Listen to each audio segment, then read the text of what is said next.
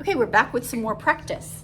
We are in problem number 6. So we see secant, that is the reciprocal of which trig function? The one that starts with an S, that's for cosine. So we're gonna think, what's the cosine of pi? And then the reciprocal is gonna be our answer, okay? Where is pi? Pi is right here. That ordered pair is -1, 0. What's the x coordinate?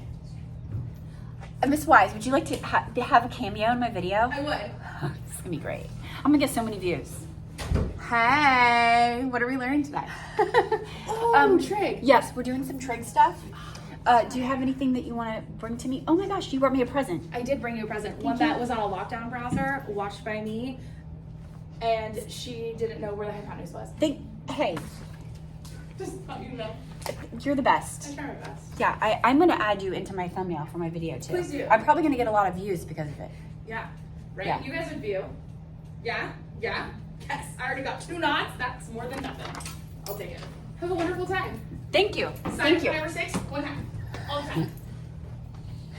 Okay, so cosine of pi, our pi is right here. The ordered pair is x is -1, y is 0. So what's cosine of pi? Cosine is x. X coordinate is -1. That's going to be -1. What's the reciprocal of that? If I put 1 over -1, what is that? -1, and you flip it.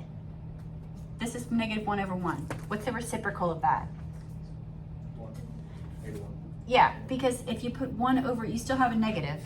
So it's still going to be the same. It'll be -1.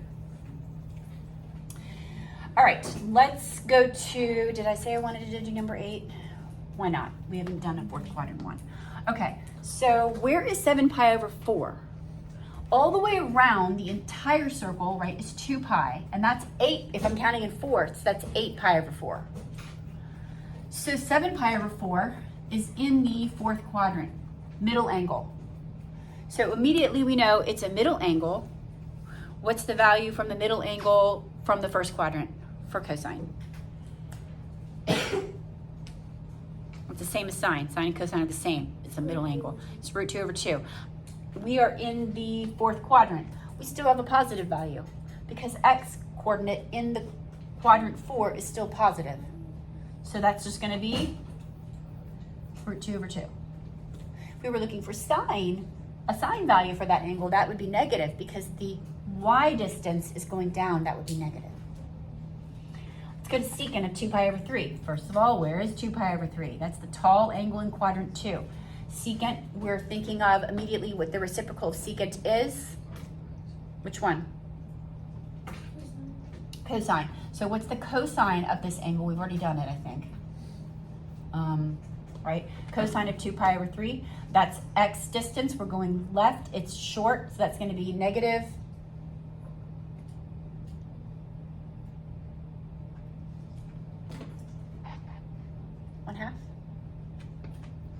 -1/2, because this is the tall triangle. Cosine is x distance, and we're going left, and it's short, the short distance. So it's -1/2. We're finding secant though, so that's the reciprocal. What's the reciprocal of -1/2? -2, because -1 over 2 is the same thing as 2 over -1, and that's just -2. All right, cotangent. We're gonna do, this is the last problem.